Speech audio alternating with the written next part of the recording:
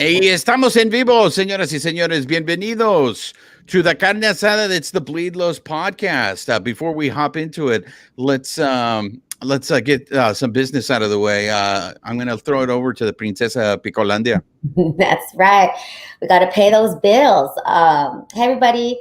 Thank you for joining us. But always remember that the Bleed Los podcast is brought to you by Bet Online. It is your number one source for all your basketball info, stats, news, and scores. Get the latest odds and lines and the latest matchup reports for this year's NBA playoffs. Bet Online is your sports intel headquarters. This season, as we have you covered for all your insider sports wagering results from basketball, MLB, NHL hockey, golf to UFC, and of course, boxing. The fastest and easiest way to get your betting info, including live betting options and your favorite casino and card games available to play right from your home. Get into the action today. So head to the website or use your mobile device to join, and be sure to use our promo code BELIEVE, that's BLEAV, to receive your 50% bonus on your first deposit. Bet Online, where the game starts. All right, let's get into it. I mean, look, the Dodgers, their previous homestand, they went 6-0. Now this homestand, they went 5-1. This should be a celebratory podcast because the Dodgers, after a 4-2 road trip, they went 5-1. However, it's really kind of hard to be happy right now because it feels like someone just threw a bucket of water on us. And of course, we're talking about the Dustin May injury, and that literally just happened today. So we're going to just complete plot twist, throw everything to the wind. We're going to start with Dustin May. So let's hear it from Dave Roberts' words himself. Babyface, can you play the tape? Great right now. We got some early tests, and it's a flexor pronator strain, and so that's an IL. And when he returns to play, I don't know the answer, but that's what we got right now. It might. So I don't want to speak out of turn, but obviously it's the elbow, it's the arm we got surgery on, so I'm sure there's some correlation. We do know that with Dustin's spot, we're going to bring back Justin Brewer, and so and then obviously, most likely there might be another move. It's a big blow. I think my first, head goes to Dustin and what he's had to go through, and then had some throwing the baseball well and feeling good, and obviously he's a big part of this year. So, and he still could be. But right now, to have this speed bump again, I know he's disappointed, and but somebody else has got to step up, and that's part of having a great, being a part of a great organization. No indication. Coming out of his last start, he felt that there was just normal soreness like any starting pitcher has, and obviously he felt good enough to make the start. And then after that first inning, the velocity wasn't there, and saw him kind of moving his hand, and those are signs that something's not right. We saw him on the mound, and then he was trying to lobby to stay in there and finish what he started, but we had to do what's best for him in his career. It was not on one pitch, no. So that I think is a good thing. I don't want to kind of get too far ahead. I know it's an IL. I think it's fair to say a month is fair as a floor, but then we'll see after that. Wow. Okay, so the latest update to that is, I know Dave Roberts said the floor was 4 weeks. We are looking now at officially 4 to 6 weeks before he will be reevaluated. Princesa, I have to ask you this because Babyface and I were in that room with Roberts. And that, to me, am I reading the body language incorrectly? That did not seem like they were hopeful. that seemed like they know what is coming. Welcome to Michael Carrillo on the live. Michael Carrillo has already said we need to trade for another starter just to be safe, and they should take him out for the rest of the year also to be safe. That's what it feels like. It feels like he's done for the year. I know Babyface was much more optimistic. He doesn't think it's going to be out for the whole year. So break the tie, Princesa. How did you interpret that? Well, I agree 100%. His body language is just, it's like some of the worst news ever that you can receive from, such a young, we waited this long to have Dustin back, and he was doing well, right? That it had that 1-2 punch, he was right up there. And I think also because did anyone see this coming? We just got him back. So it's out of nowhere. That's what makes this injury so painful. I won't mention any names of anyone else. No one else is hurt. I don't even want to put that in the universe, but there are others that we could maybe see, whether it be age or priors. This just seemed like, what is happening? What is the universe trying to do? The Dodgers have some like karmic bill they need to pay because this is not supposed to happen. Dave Roberts, his body language looked defeated. The tempo of his voice, low and shoulders bent, and that's not Dave Roberts. Dave Roberts is, he finds the silver lining in everything, but not today. Well, no. And they had asked him that. I mean, the people, the beat writers in the room, it's hard to, later on he tried to, hey, we won the series. It's good. We had a good homestand, but it's just like Dave Roberts said, I feel bad for Dustin May because like you had talked about, he just got back. And for him to have this quickly an injury like that, as Michael Carrillo says here on the live, this is the predecessor to a UCL injury. So I agree with you, Michael. I think they have to. I mean, and that's the reason why they took him out of the game after the first inning. I mean, Babyface and I were there, and all of a sudden we saw Dylan Covey warming up in the first inning. And I was like, why is he warming up? Now, I had not noticed that Dustin May's velocity was down in that first inning. I just thought, what's going on? Why is Dylan Covey warming up in the bullpen? So Robert said we took him out as precaution. Yes, Princesa. That right there is, again, first inning, Dustin May is hot, hot start. No one come at me. He's got a hot start to the season. Okay. And were you even bothering to check his velocity in the first inning? No, because we are confident that Dustin May is out there to deliver and it's going to be great. And it's the first inning and it's the day game. And so, yeah, I could see why you weren't looking at velocity, but I could see also very much being like, wait a minute. Why is Covey warming up? Right. Yeah. It wasn't expected at all. Babyface, talk me off the ledge. You were immediately, when we walked out of the clubhouse today, you immediately were much more optimistic. You said a month or two. Do you still feel that way after, hearing more information come out? Yeah. I mean, we've been seeing some more information, and, after we got out of that press conference, they're saying that type of injury doesn't usually require surgery.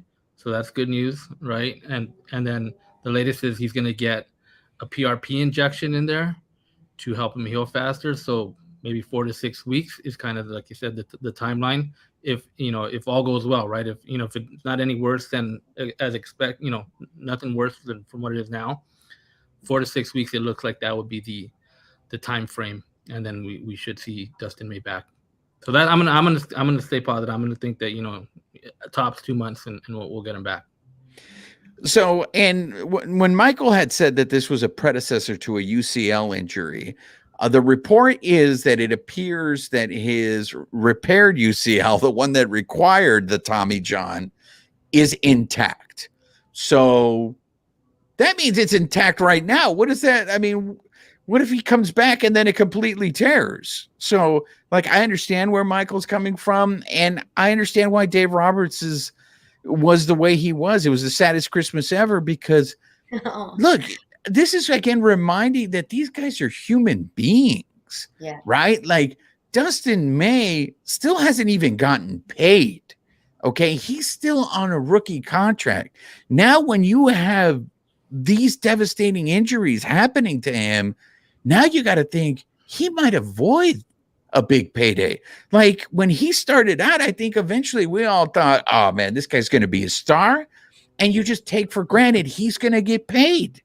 And this is why I don't hold it against these players when players make decisions and they say, and you know, I'm going to go take 300 million to go play in Texas. Get your money, bro, because you just never know when this could end.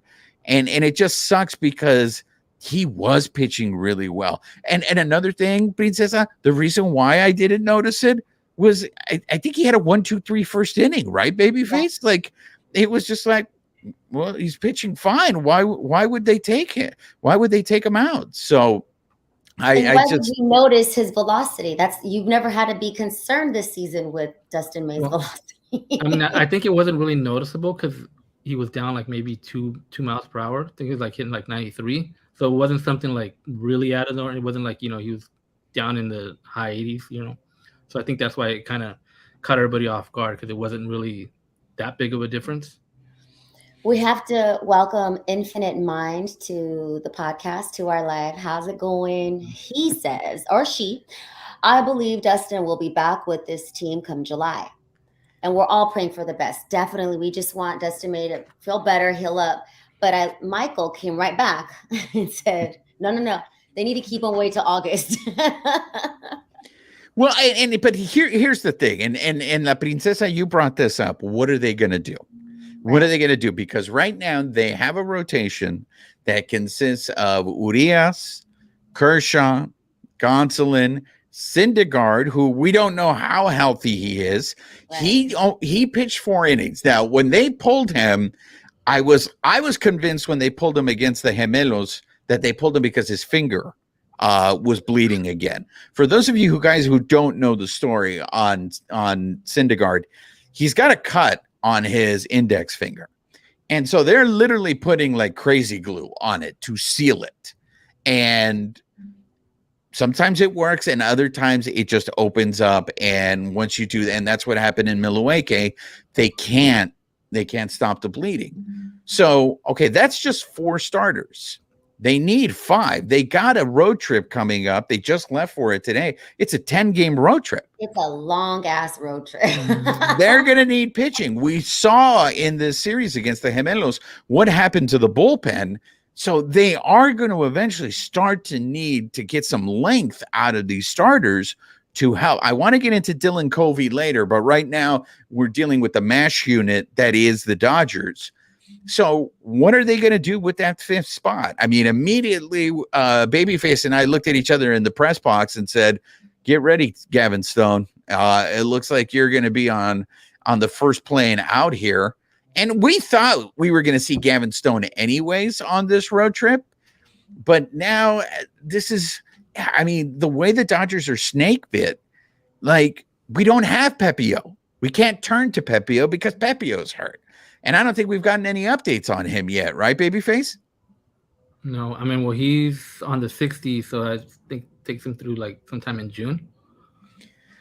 So there you go. So we better hope nothing happens to the rest of these guys. And I know La Princesa doesn't want to talk about it. Exactly. Don't even say it. But look, Roberts was asked this repeatedly today. It's like, how do you guys handle this when your depth is just not there anymore? You don't have that same level of depth. Now, I know it's going to come, so I'm just going to put it out there before I start hearing it. I know Bobby Miller pitched well tonight. I know that. I don't think Bobby Miller's ready yet, but if these starting pitchers start dropping like flies, they might have to do it out of necessity. Here we are. I do see the calls for trades.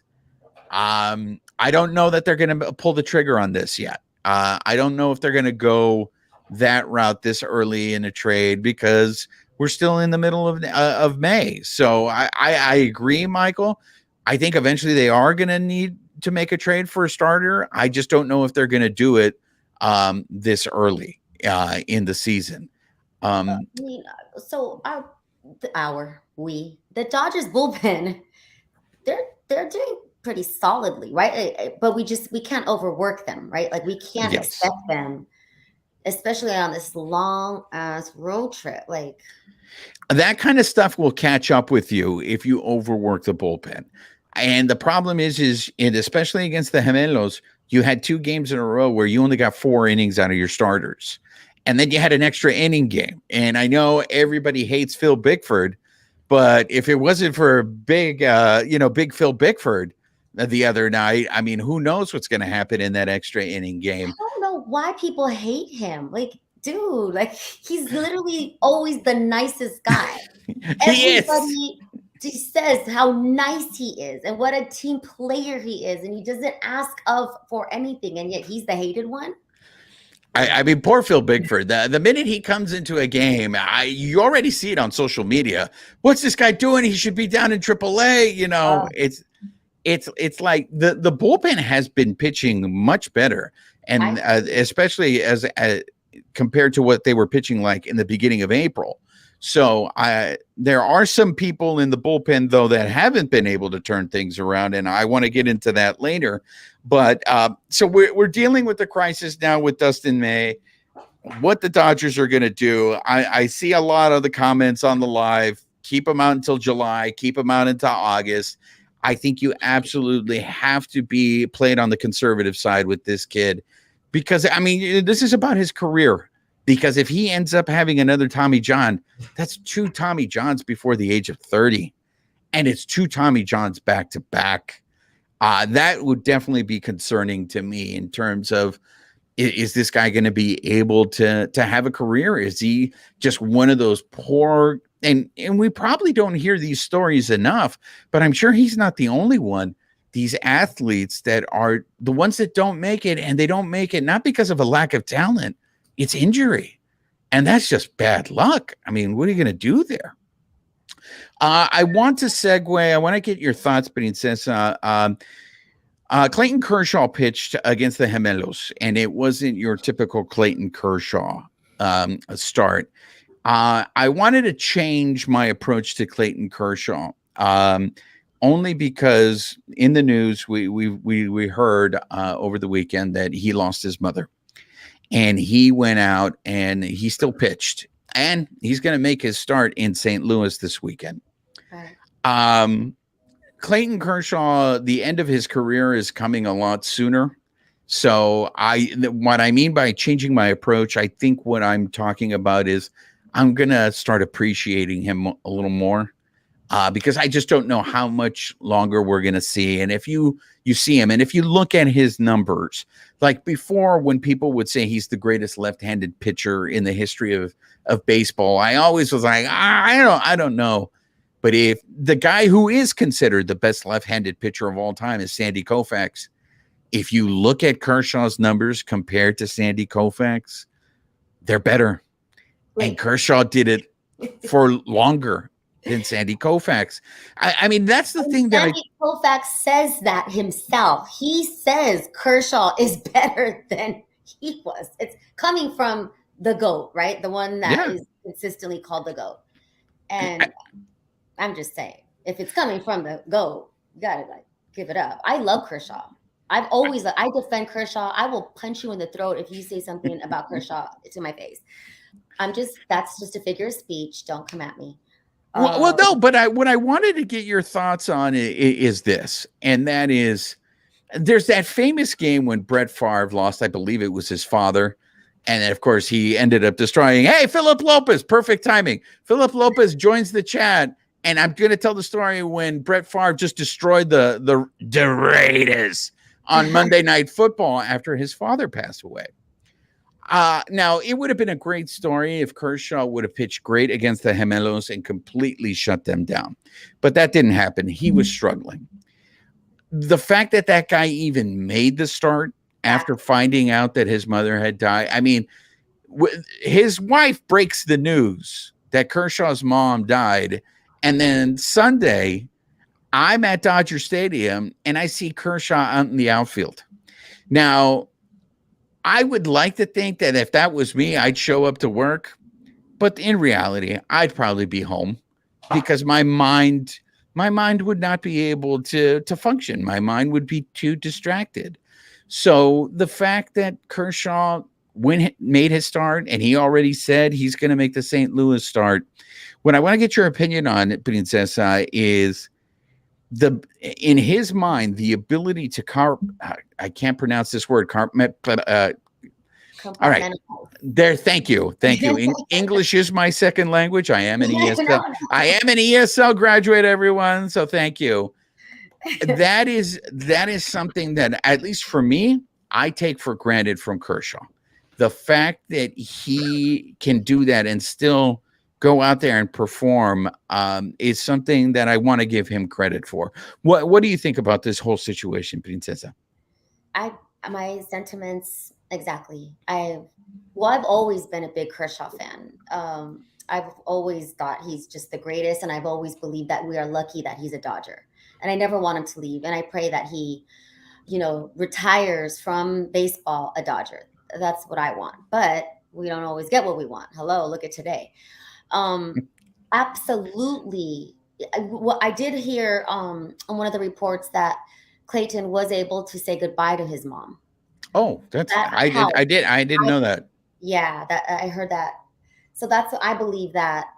I mean, again, who are we? We're not in his shoes, but I do believe that helped in some way, right? Being able to, because these tragedies can happen in different ways, and it could sideline you where you didn't see it coming. But if he was able to, see his mom before she crossed over, then I think that probably helps. I'm trying really hard to just not, I don't want to say anything wrong because this is a very sensitive subject and I want to make sure that we treat it with respect. And I don't want anyone to ever, say anything negative about Kershaw pitching and showing up. He is the GOAT. He is a boss. He is very competitive. We're talking, like the great ones. He's a great one. And the great ones do things like this. They are able to focus on, that's what got them to this level, right? Is being able to tune out everything else. And I just want to make sure that we say, we are definitely thinking of the Kershaw family. And I know Ellen, she had to make an appearance for Kershaw. They were opening a baseball field, right? Another Field of Hope. Is that what it's called? I think it was for Kershaw's challenge, wasn't it? No, I think it's the Dodger Foundation. Oh, was it? Oh, was it the Dream Foundation? Yeah, and they build baseball fields in different communities, and so it was a grand opening. And I should know this; I should have written it down. But well, Philip Lopez's kid used to play in it because when it was called the RBI program. Philip Lopez, chime in on the live and give me all the information on it because I know his kid played on one of those fields at the Dream Foundation. Is it the Dream Foundation, Alicia? I thought it was, but I could be wrong. I was more focused on the fact that that's when it was like, I believe, officially told to everybody because Ellen was there instead of Clayton. Yeah. So, and I was in my car listening to sports radio and I was like, oh, like, and how close I am to my parents. Like, I can't even imagine, which only puts Kershaw even greater in my eyes that he could show up to work. Right. And he's out there. And so, I get the chills. Like cause I don't know, like you said, Juan, I don't know if I could show up. Yeah. So, more power to him. He's just one of the great ones. And again, I'm glad he's a Dodger, and I don't want him to ever wear any other jersey.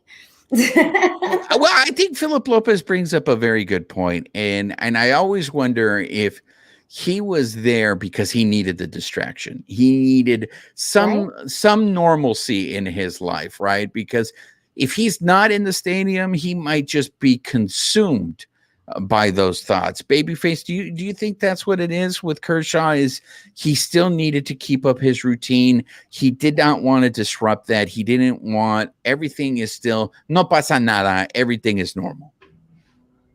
Yeah, I mean, everybody deals with grief in a different way, right? And some people, hey, I can't do anything and I got to take a time out. Others want to continue doing their normal routine, right? And it seems like that's what Kershaw wanted to do, just continue doing what he does. And, he's scheduled to pitch in St. Louis. I mean, I don't know if there's any funeral arrangements or anything like that he might take time away from coming up. But, I mean, as far as we know, I mean, that's what Kershaw's focused on. And, that's what, I was hearing the stories of that Ellen was sharing at that event on Saturday, and just talking how Kershaw, when he was out there playing, and it was his mom, right, that was his encouragement, and just that got him to play like that. So I think, in a sense, maybe he's doing this, for his mom. I'm thinking, maybe he's thinking, maybe my mom would want me to do this, right? And that's might be what we're seeing out there right now. You okay, Princesa? I love that. I just think that that's what a way to honor his mom. Yeah. She loved that her son was Clayton Kershaw and does what he does out there. One of the greatest, the ultimate professional. And what a great way to honor his mother, to keep doing what made her proud, So I was there Tuesday night, Mexican Heritage Night. I was there with all the Mexicanos, and I wearing my That's every night. Wearing my gavan, because I refused to call it a poncho, but I was wearing my gavan, and as my girl says, with the Guatemalan colors. But I was just like, I think they're Dodger colors, but whatever. But when he came out on the mound, and I don't know if did you guys see this on TV? I don't know how it played, but it was one of the more the louder ovations that I ever heard at that stadium pregame. And it seemed to me, for everybody who wants to attack Dodger fans and say they're not knowledgeable, that they're just a bunch of criminals that just beat up people, the reason why that ovation was so loud was not only because it was Kershaw, but those fans knew what he was going through. Like, those fans knew what was happening. So I have to commend the fans for that reaction, because it was like, hey, whatever support, or just know that we're here with you.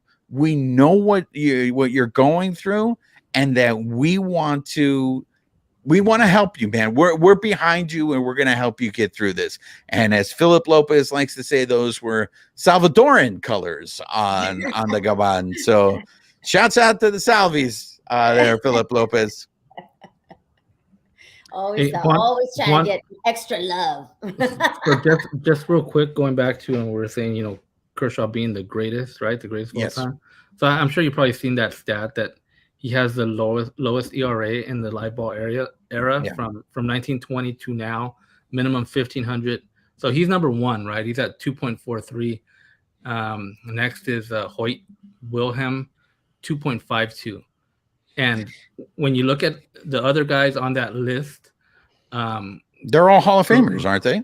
Yeah, but Kershaw, it's the minimum 1,500, but Kershaw has, like over 2,300 innings pitched, and he's at number one, right? So, and he's still delivering to this day. Yeah, right? and it's a little different, but he's still balling. Like most of those guys that are in that list, a lot of guys from the 50s, a couple guys in the 60s, and that's it. I mean, we haven't seen this in our lifetime, like in our lifetime. Yeah. No, you're absolutely right, and I think that, I think that's one of the reasons why I want to change my approach. And look, I'm not going to sit here and I know I'm going to hear it. You're such a ball washer for Kershaw, Juan, and it's like, no, it's like, dude, the guy is getting up there in age. We don't know how much longer he's going to play. It's one of those things that, once these guys retire, you're just like, damn.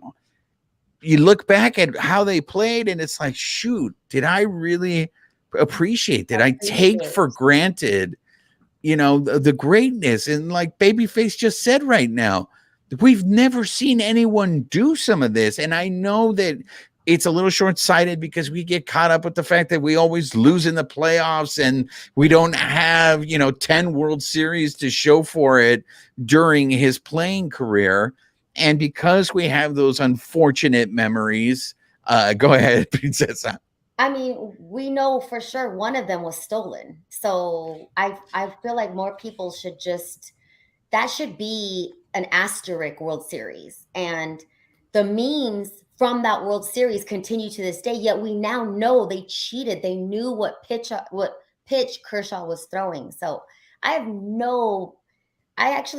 irrationally protective of Kershaw because of the trash throws, because of that history, because MLB did not take care of the greatness of pitchers like him. And, we could get into the other pitchers and people that lost jobs because of the cheating. But yet that's one of the biggest stains on Kershaw's legacy, is it not? That World Series, right? Him in the dugout. Remember, it's still like, you know what? But I think you're right. It was, but until it came out that they were cheating, I think it changed. I don't think people look at it as a blemish anymore. But he says that. But I think at first, I think you were right. Have that in their, like, they remember what that felt like when he lost the game for us. It's really hard to compartmentalize. Now look at it, contagious. ESL. When you feel a certain way about a certain event, even if you find out later, like, wow, like that really didn't go down the way I thought it did, it's still, that memory is tied to how you feel. And so, plus there are a lot of Dodger fans that are more casual, right? That don't spend a whole lot of time, relating what happened and why this happened. Oh, and maybe I should take a step back. No, there are just some Kershaw haters that, especially in the postseason. And I'm just like, dude, imagine if we all just like didn't boo our own team. I wish I had some tea right now. Well, I mean, Babyface was saying this all throughout the Gemelo series. Every time that Correa came up to bat, he got booed mercifully. And it wasn't like the booing got softer after every at-bat. The booing was just as intense at every at-bat. And I don't think he had he had a couple of hits, but I don't think he had a good series. Go ahead, Babyface. What did you say every time Correa struck out? He had 2 hits in the series, and I think he struck out. He struck out 6 times. And every time he struck out, what would you say? That it's harder to get a hit, right, or a home run when he doesn't know the pitch that's coming, right? So we saw that evident. And I was at the Monday game, and before he was even announced, before a friend of the kind of said the Todd Lights announced him, like as he was walking up, you just heard this loud boo. The loudest I probably ever heard that place, like booing, and then you could barely hear Todd Lights when he announced, and then he started to announce them. But as he walked up, booing. As he was up, first pitch, booing. And then even after every pitch that came, he would get booed. And this is now what, almost 6 years removed? This is going to follow him and every other Astro for the rest of his career, right, Beniteza? Absolutely. And I blame the MLB.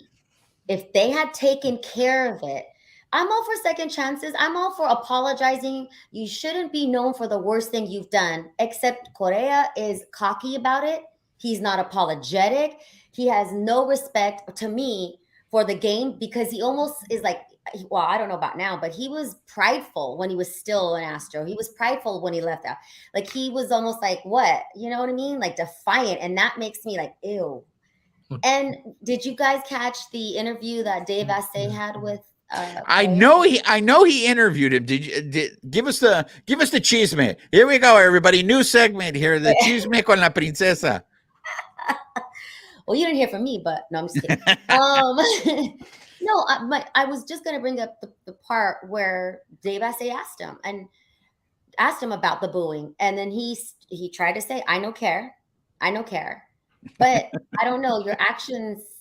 I mean, I don't know the rest. I don't follow him, so I'm not sitting here hating him. I don't have a voodoo doll of Correa, but how is he doing this year, Babyface? Like, is he normally, when he's not at Dodger Stadium, doing well, or is it He's been struggling. Because I would like to think that the booing made him, got to him just a little bit. That would make me feel so much better. Well, you know where else he probably gets booed just as bad is at Yankee Stadium. Yankee Stadium, for sure.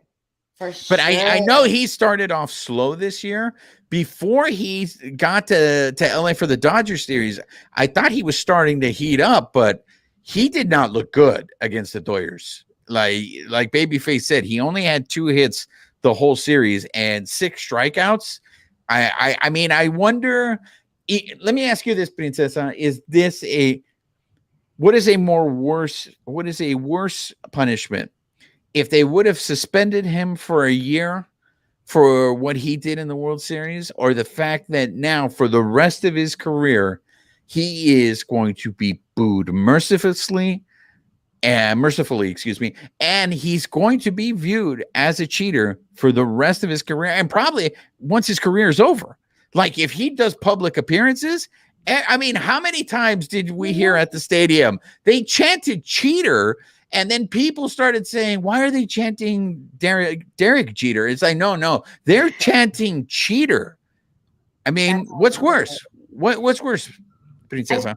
I still would rather have it on record, because it's still technically they didn't cheat, right? Because the players did not, there wasn't even an admission. It was kind of, they used scapegoats.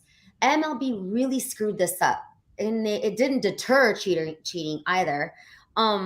If MLB had punished him, suspended him, fined him, admitting guilt, and a few of those players too, who else? I actually think I could live with that, because again, I'm not a hard ass, like, you're the worst thing you've ever done, but you should be sorry. You should not want to be known as that. You should want to be better, right? To evolve, grow. That's what we're here on this planet. We're spiritual beings. We don't want to be like, well, I don't want to be a bad person. And I'm not saying I've never done bad things, but I would like to think, like move forward. Like, let's not be like that. I know what I did. I'm sorry. The way he acted after they were caught and the way MLB let them off the hook, just that bothers me. So to answer your question, no, I still think he gets away with it. And he's still doing public appearances. They're just keeping him within their team, their town, their fans. So he's still getting paid. He still has his ring. There's no asterisk. So no, I don't care. I shouldn't say I don't care. The boos are, a little side, it's a little side salad. But I wanted meat and potatoes punishment. Like I wanted like a buffet of like, what you did, sucker.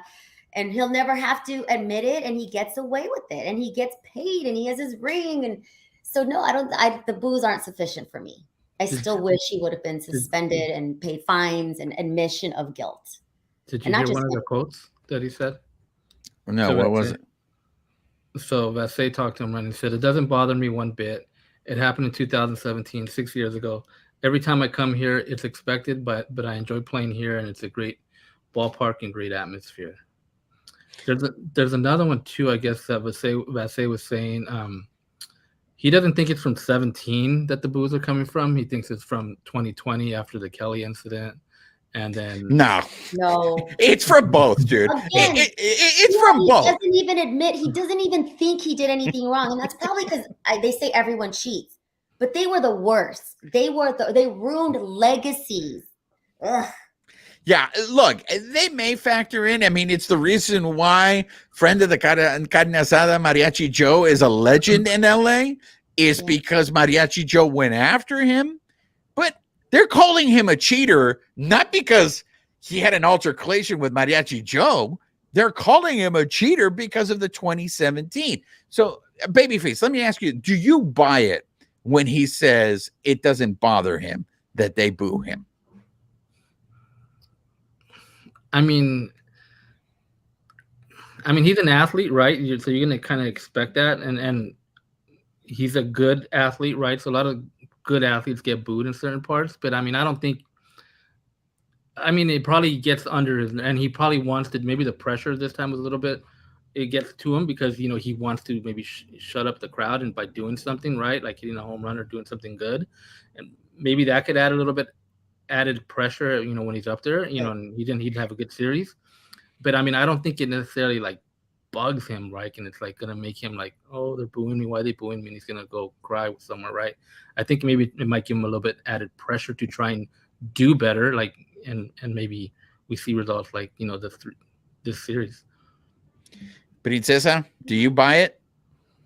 No, but I would say the same thing, right? What is he gonna say? Because again, he still never shows remorse. Look how he tried to deflect. He Yeah. tried to deflect that. No. It's not because of the World Series that we stole and MLB never punished us and we got, you know, immunity. No, it's like, no. Let's stay away from that. It's because Joe Kelly, you know, whatever, dude. I would say the same thing. That's the thing. That's the world we live into. Lying is okay. Having the better PR agency is all you have to do to be successful now. Even when you get caught with your pants down, you still like, oh, let me just spin this. And he's spinning it. No, dude. No, we know. And you know, I hope they boo him. That's the least we could do is boo him until, yeah. I don't know. I guess. Go ahead. It's not enough, but it's out of our control, right? So I need to not get so heated. Like my blood. But it started with Kershaw. That's how we got to this point. I really hate what the Astros, those cheating, that as an organization at MLB, as an accomplice, because they let it go and they ruined, you know, they stained his great legacy, in my opinion. And I told you, I'm very protective of Kershaw. I'm protective of all our Dodgers. It's the mama bear in me. Yeah, I mean, like, there's so many times I hear, hey, you guys just need to get over it. 2017's in the past, get over it. From the looks of things, every year this dude shows up at Dodger Stadium, whether he's wearing an Astros jersey, now that he's wearing a Gemelos jersey, it's the same reaction. I mean, these guys, anybody associated with that 2017 World Series team, when you show up at the Ravine, you're going to hear it because the Dodger fans don't forget. They will. I don't think they're ever going to forget this. I don't think they're ever going to go, you know, get past it. I wanted to give him credit for talking to Vassay, but now I'm thinking, did he talk to Vassay? Because yeah, Vassay is going to ask him the question, but I think that Vassay is a friendly. So it's like a friendly interview, right, Alicia? He's not going to talk to somebody who's going to really go out there and go, "You're a cheater." No, Vassay prefaces it with like he thinks he's okay. He doesn't. It wouldn't be like me interviewing Correa. Again, this with is the big hoop earrings and taking off your tacones. All right, it's on. Hold on. Honestly, this goes back to what you asked me. What's worse, if he had truly properly been any kind of punishment and admission, I probably could get over it. Because again, like look at Tatis, everyone else look at Braun, what is his name? Ryan Braun? Ryan Braun, yeah. He stole Matt Kemp's MVP. And look at La Princesa coming with all the receipts. Everybody who's ever wronged the Dodgers in this way, she's coming for you. I'm just letting you guys know she's coming for you. And I mean, was he properly punished? I mean, he went away quietly. So I think what makes it worse is Correa was defiant. He was like, you know, so we're giving it to him, right? Like I'm just saying he doesn't even act remorseful, and maybe he isn't. And he's trying to lie to himself or lie to us through Vassay saying, oh, it's not 2017, bro, come on. You know, I mean, whatever we have to tell ourselves to sleep at night, I guess. I don't know. Well, you mentioned somebody else that I'm really surprised about, and that is Tatis. You know, Tatis, you know, served a suspension, and it just seems like everyone in Major League Baseball is just like, no pasa nada. Everything is fine. The show pods can't show up to LA, and it's the same thing. And I have to say, I'm really surprised. The show pods have played the Doyers 6 times this year, and the Doyers have beaten them 5 out of 6. They just lost 2 out of 3 to the Royals of Kansas City, and they are exactly, as the Princesa says, who are not good. They are 4 games under 500. I did not see this coming from the show pods. I don't think it's going to keep up like this. I just think that lineup is way too good.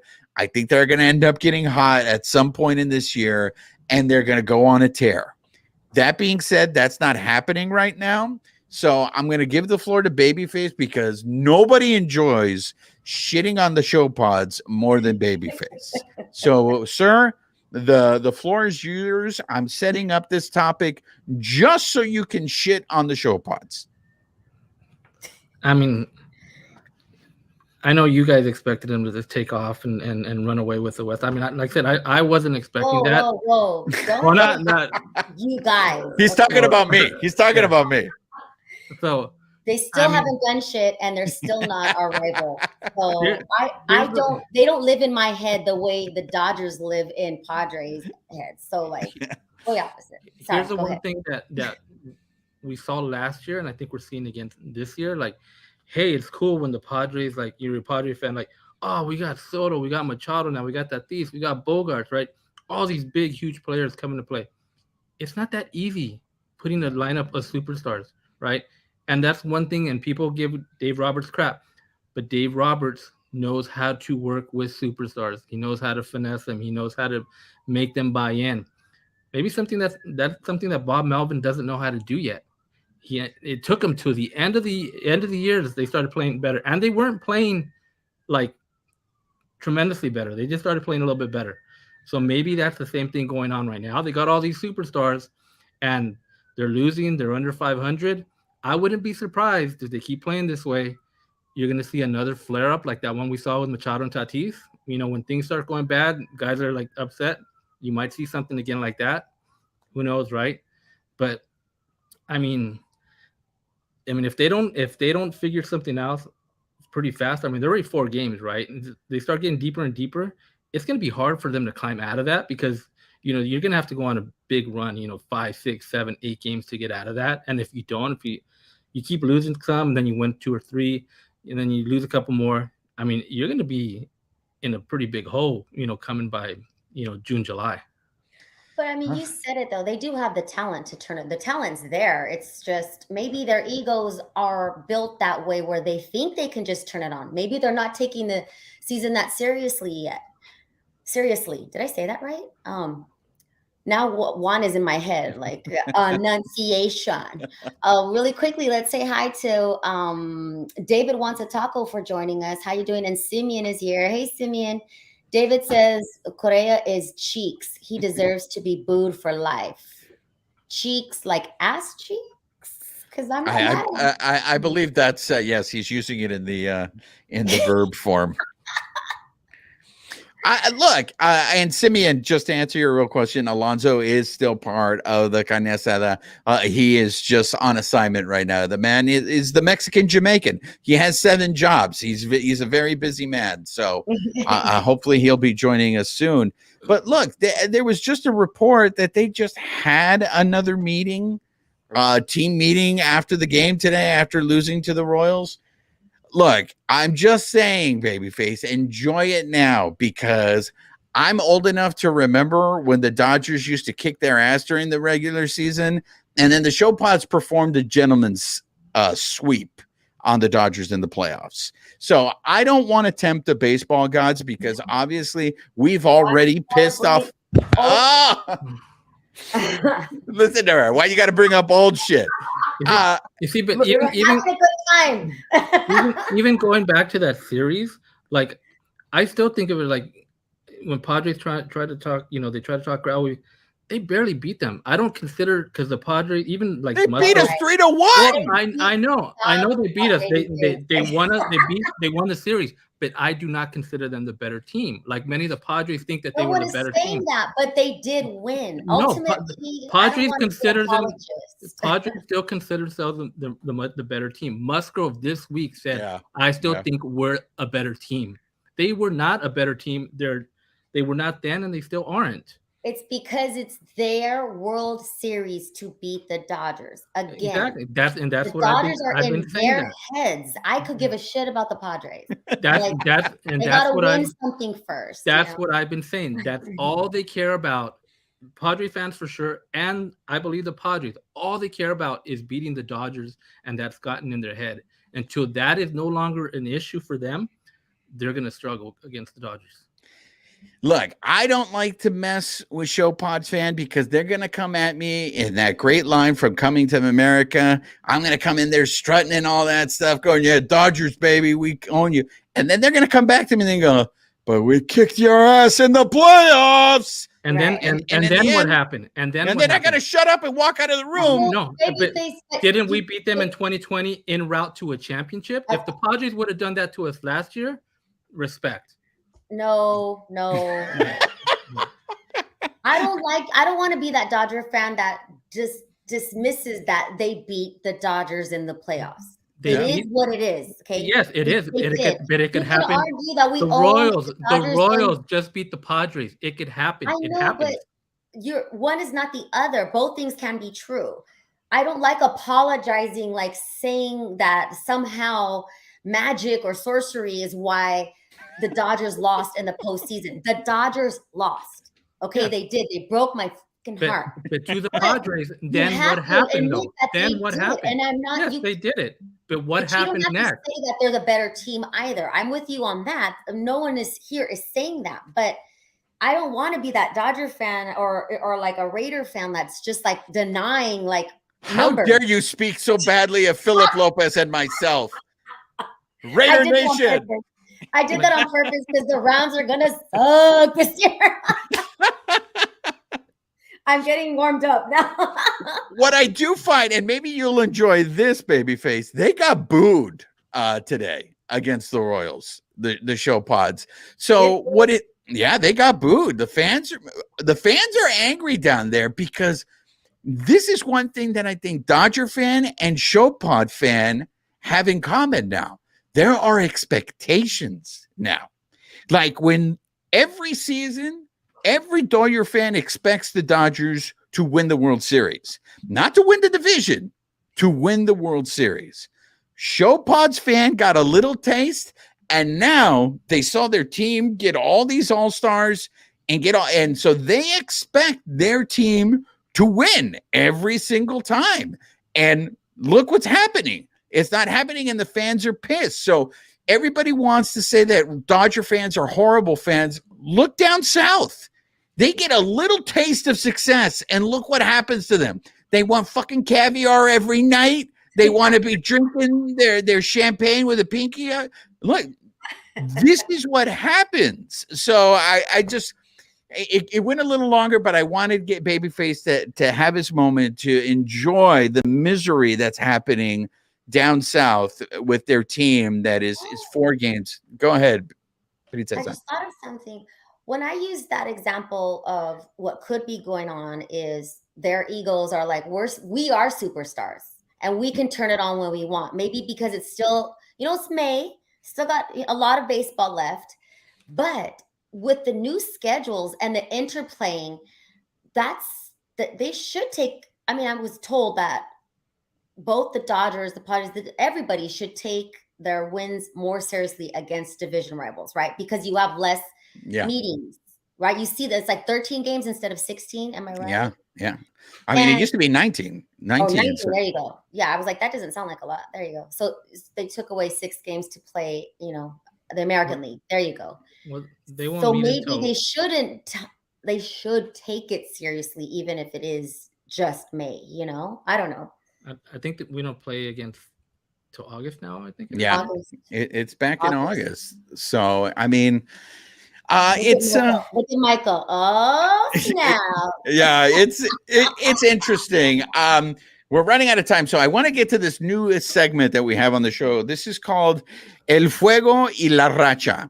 So this is where we look at which Dodger players are hot and which ones are not. So I'm going to throw a couple of players that I think are hot. You tell me, and not physically, Princesa. You tell me, am I right here? Federico, all of a sudden, is Federico. This guy, the guy goes down to 280, and people start going, "What's wrong with Federico?" Is he hurt? Right? So Federico is now hitting 310. He was just hitting almost a week ago or 2 weeks ago. He was hitting 295. So he raised his batting average up 15 spots. Federico is just so consistent. Yeah, he may have some dips and you just think it's weird. But damn, Federico is just give me a whole team full of Federicos, man. And I'll watch that any day. Another dude who I know we've been showing a lot of love to, and I think is starting to make a very strong case of being this team's MVP is Will Smith. I mean, 2 weeks ago, Will Smith at the beginning of the month when he came back from his concussion, he was hitting 297. Will Smith is hitting 330 right now. I mean, when that guy's in the lineup, the Dodgers have a better chance to win. And I just hats off to Will Smith. Will Smith, he is en fuego. Federico, en fuego. And I want to give a shout out to this guy because this guy doesn't give enough credit. He's pitching great. He's been through a lot. Hopefully we'll have him on the show this year. And that is Victor Gonzalez, El Mexicano. Victor Gonzalez got out of a bases loaded jam today. His ERA is 0, people. So let's show some love to Victor Gonzalez because that was a guy who was out of baseball. Well, not out of baseball, but he was out of the majors. He was in the minor leagues, and he's performing, and he's been a very important part of that bullpen. And I love his walkout song. I love it. You mean Victor Chin Gonzalez, as we've dubbed him? There you go, ladies and gentlemen. Do you guys see what he did there? Do you see what this is? Baby is, for those of you who don't know who William Shakespeare is, he ripped everything off from Babyface. Babyface is the poet. Do you guys want to add anybody to the En Fuego list? I mean, James Outman had a grand slam, which, it will bring his average up a little bit, right? Oh, I'm glad you mentioned that. Babyface, by any chance, do you happen to have that picture? Because I know you posted something on social media, and I don't know if our viewers or our listeners know this, but earlier in the week, James Outman was seen in the Dodgers dugout wearing a shirt that may be familiar to some of you, and it was a Friend of the Carne Asada shirt. Now, I'm going to take it back to some of you might not know this story. We had the play-by-play announcer for the OKC Dodgers. He's not, it's the other Friedman, by the way. He was on the show, and he told us that last year, James Outman used to wear our Friend of the Carne Asada shirt every day in batting practice down in OKC.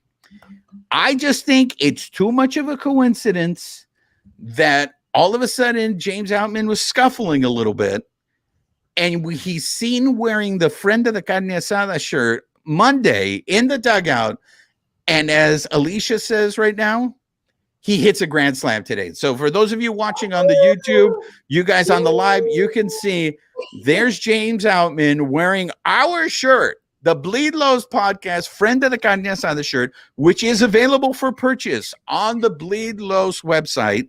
So put in your orders now. Is it me, guys? Those of you on the live, you tell me.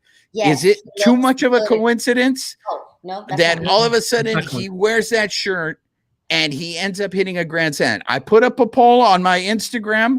For those of you that are interested, I'll give you an update on the poll. I asked the question, is the Bleed Lows Podcast bump real? That's the question I posed. So far, 91% say, claro que yes. 9% are either drunk or complete fucking haters. But it's 91-9 right now that the Bleed Lows Podcast bump is real. So I have a after we talked to James Outman today, right in the clubhouse, right after he did his thing, and everybody walked away and turned around. He turned around towards me and he saw me and he said, "Thank you." Now I want to believe that he told me thank you because we were there giving him the bump and because of the shirt. So that's what I am referring that thank you to. I'm just saying, just put it out there. Go to my Instagram, the Rascuache Sports Journalist. You can vote on there. Let people know about James Outman and that shirt. So that was the En Fuego. Now, La Racha. So for those of you who speak Spanish, La Racha is just when you're in a horrible slump and just nothing goes right for you. So I have a couple of nominees, and you guys let me know your thoughts. And Philip Lopez, you beat me to this already. I wish contributor Jason Barquero was on the show because he was on this one from the beginning of the year. Austin Barnes. Now, I know we're not going to, he's Kershaw's personal catcher. I know that we're not going to do anything about it, right? But the dude is hitting 098. And it is just becoming so glaringly obvious how the Dodgers perform when Will Smith is in the lineup, and then when you have Austin Barnes in the lineup. I hope he turns it around. I don't know how. I've never seen like 098. Like I remember his first couple of years in Babyface. Maybe you remember this. Do you remember Babyface? Like he was actually hitting close to 300. He was offensively, he was contributing, but it just feels, I mean, this year's just really, really bad. So unfortunately, Austin Barnes is going through a racha right now. Michael Carrillo, I think Michael Carrillo saw my list because Michael Carrillo is naming everybody on my list. Another nominee for the racha is Trace Thompson. Trace Thompson is hitting 117, and I know now Trace Thompson isn't even playing anymore. So I think a decision is going to be coming fairly soon on Trace Thompson because I felt so bad for him that extra inning game. When the bases were loaded and he came up to bat, I was just like, of course, Trace Thompson is the one that comes up to bat with the game on the line. And I was hoping he would get ahead, but we'll take the walk. But I mean, it's just poor Trace Thompson. I don't even know what to say anymore. I just cannot imagine going through a racha this bad. And then the other one, Michael Carrillo, again, you were on it, is Yency Almonte. Yency Almonte was a huge part of this bullpen last year. I mean, he was getting important outs, but this year he's been struggling, and he had a rough go against the Gemelos. Yency Almonte's ERA is over 7. It is 7.27. He's going through it right now. I hope he can turn that around because we need him. We need everybody in this bullpen to perform. So those are my nominees for the racha. I know Michael Carrillo wanted to add Jason Hayward to it because he seems to be trending down. Do you guys have any other nominees for the racha? No, I mean, you pointed out the most obvious. They're not doing well. I had Trace Thompson actually above Austin Barnes because Austin Barnes does have value as Kershaw's. So. Look at the princesa bringing logic into it. I mean, what are you doing? And I want Trace Thompson to do well. Hello, he's practically LA royalty, right? Who his father is, and you know, he goes to a lot of the games, and I just feel really bad because I know he wants to do well. He comes from a family of winners, right? Competitors. But I don't know what they're going to do. And regarding Austin Barnes, I think when Juan goes, I don't know, you know, what are we going to do with him? He needs to come on our podcast, and you need to get him his own friend of the carne asada shirt. I mean, it seems kind of obvious. Like, we got to get these guys' shirts stacked. Am I wrong, baby? Please, like. Oh, that would be awesome. Look at that. It's not just a fancy hat rack that she has there. Look at her dropping knowledge. I want to add to the hot list. I want to add Phil Rubber on Bickford because you know he delivered. Big Phil Bickford. All right. I want him to be successful, and I'm glad Julio is you know back, right?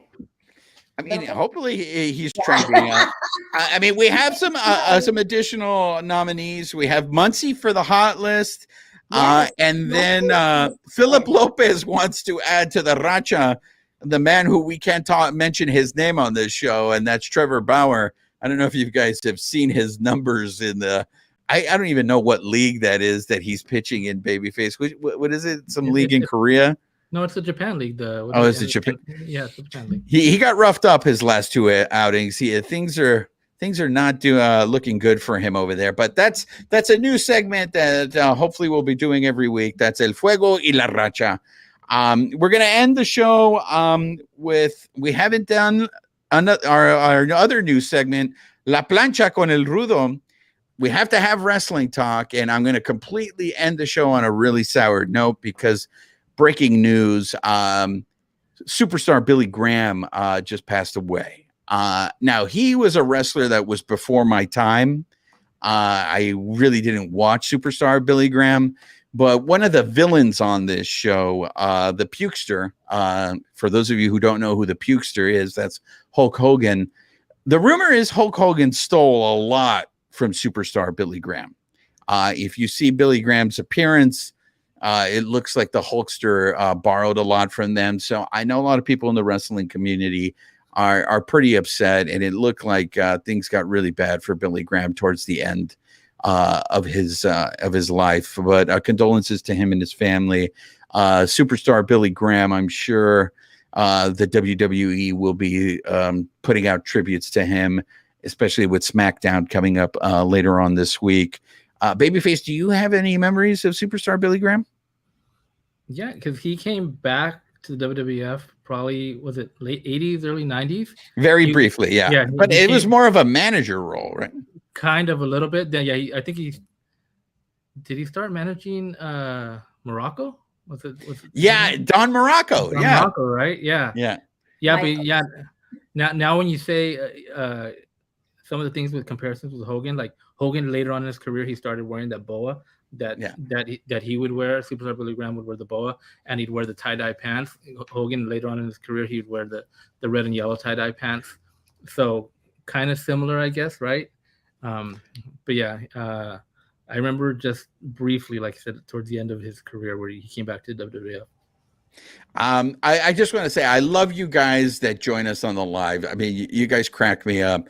Michael Carrillo, Billy Graham, the televangelist. Right? No, there's a wrestler called Superstar Billy Graham, so it's a different one. Michael Carrillo. You should tell us. Still learning about wrestling, Billy Graham. What era? Like he was in the 60s. Was it the 60s? Was his heyday? 60s, 70s. But David Wants a Taco has a great one. He mentioned wrestling. Now we have to drink, guys. So that's right. Drink up. So we want to encourage everybody on the live to drink. We met our quota for the episode. We did wrestling talk. So now you guys you can't send us any hate mail that we didn't talk about wrestling. But in all seriousness, made me look up Trevor Bauer because I'm like, it is Japan. Trevor Bauer is getting crushed in Japan. He's got an ERA of 8.40. Does that make you happy? Look at her. She's laughing about this. I don't like to laugh at people's misfortune. I just had no idea. I haven't been following, and I stay on the fence, dude. That's like some twisted. There's a whole lot of layers. We should just dedicate a show to Dodgers pitchers because, like, dang. I think David Wants a Taco has officially won the live because he just quoted the Big Lebowski. David, thank you, my friend. You get this show. Hey, man, careful, man. There's a beverage here. That's a great line from the Big Lebowski. So, again, this man is on a hot streak. It's time for our picks. Babyface won again. I don't know what the hell. No, I went 4-2. Oh, no, wait. Or did I say 5-1? No, you're right. You went 4-2. So there's no winners. There's no winners this week. But Babyface is still in first, and he's tied with the fans, the listeners. The listeners and Babyface are in the lead right now. So again, there's 4 games against the Cardenales of San Luis and 3 games against the Bravos. So it's a total of 7. Those of you guys on the live, put in your picks. Let us know. This is a year-round competition. So at the end of the year, maybe we're going to give out a prize if the listeners end up winning. That's right, Simeon. We all went 4-2, and the Dodgers went 5-1. Princesa, are you ready? It's ladies first on the dealer's choice line here. I am very disappointed in myself that I didn't believe in the Dodgers. I thought I was on it. 5-1, duh. Let's see, 7 games. 4 against the Cardenales and 3 against the Bravos. And the Bravos. I'm gonna go. I still think they're on a roll, and the Dodgers just figure it out, and they're so talented. I'm gonna stay positive and say 5-2. Okay, Philip Lopez came in with a 5-2, feeling himself too. Oh, okay, Philip Lopez and Michael Carrillo, 5-2. Well, now I'm just a copycatter. Michael Carrillo also 5-2. Babyface, since you're in the lead, you're gonna go last. So, you guys are far more comfortable than I am. I mean, look, our pitching staff and our bullpen just. I have to tell you, and maybe we're not getting enough credit to the Gemelos, but it was a much different series. The show paused to all of a sudden the Gemelos. I know the Dodgers won 2 out of 3 against the Gemelos, but that series was a little rough. The bullpen did not look sharp on the Monday's game. I mean, they didn't get much length out of their starters. I mean, today seemed to be a little bit of a better game, but again, we didn't talk about it. I want to give a good shout out before this Dylan Covey guy who was a local guy. We didn't get to talk about him. So real quick before we end, Dylan Covey grew up 15 minutes away from Dodger Stadium. He's from Glendale. How crazy is that this guy comes and he had no clue he was going to pitch as long as he pitched today, and he basically saved the Dodgers' ass. So how about that, Dylan Covey? I was very happy for him. That guy. That's just one of those like true Hollywood stories, right, Alicia? It is, and I'm so happy for him. I love those kinds of stories. Right? It's unforgettable. He's never going to forget today, and we're all talking about him. I didn't expect to be talking about him, not for a while. I mean, he's somebody that we can hopefully rely on, right, to get us through this series. So the bullpen is not. Well, I am curious to see if he does stay up, especially with the moves that they're going to make, because Gavin Stone is coming. I mean, Gavin Stone will be pitching at least one of these games. That's one of the things that we noticed today at the stadium was once the second time around when that Gemelos lineup came through, he started getting hit hard. So he may be somebody for the bullpen as opposed to the starter, but he gave them 4 great innings that they absolutely needed. So sorry, Dylan, shouts out to you. I mean, congratulations. I cannot imagine what that must feel like to play at Dodger Stadium. You grew up 15 minutes away from it. Friends and family got to watch. Yes, exactly. And like he said, the fact that he helped this team, he contributed to this team's win, that must be such a great feeling. So shouts out to him. Okay, I'm worried about the pitching situation, and the Bravos are legit. And all of a sudden, I think the Cardenales are starting to play better, and that's only because the Cardenales were terrible.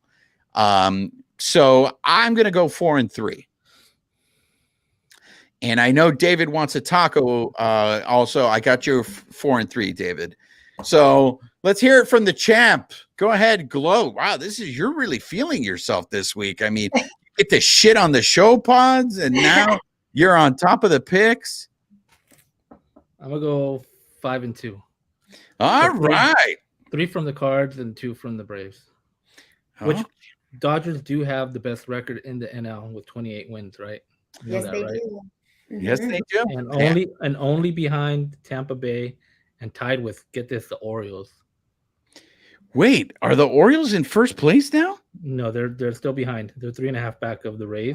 The Rays. But the Rays seem, and there was a lot of talk about the Rays that their schedule's been kind of easy and they've been playing harder teams lately. They're 5-5. And this goes back to the Pittsburgh thing that we talked about earlier a couple weeks ago. Oh, have you seen that? Have you seen their record? Have you seen their record? Now? Collect the receipts. Yeah. You're the only one who doesn't understand the concept of now. we're talking about now. Yeah, but now look at him now. Yeah, it's insane. Look at him now. All right, so there you have it, everybody. David Wants a Taco is going to be at the game next Tuesday, Doyers and Bravos. David, take a picture, tag us on it, wearing your Dodger gear in Atlanta. We'd love to see it so we can share it on the socials. Simeon coming in hot with the 5-2. So everybody's feeling the Dodgers right now. So that's going to do it. I want to thank everybody for joining us. We love doing these lives. We love how interactive you guys are. I know you guys are all, I don't have to say it. I know you guys are probably all subscribed to the podcast and you're subscribed to our YouTube channel. If you're not, tell everyone else. What are they waiting for? Subscribe to the podcast and to the YouTube channel. If you want to be a friend of the Carne Asada like James Outman, the shirts are available at the Bleed Los website. So buy them. We want to make sure everybody's rocking those shirts at Dodger Stadium. Any last words, Princesa? I want James Outman's shirt.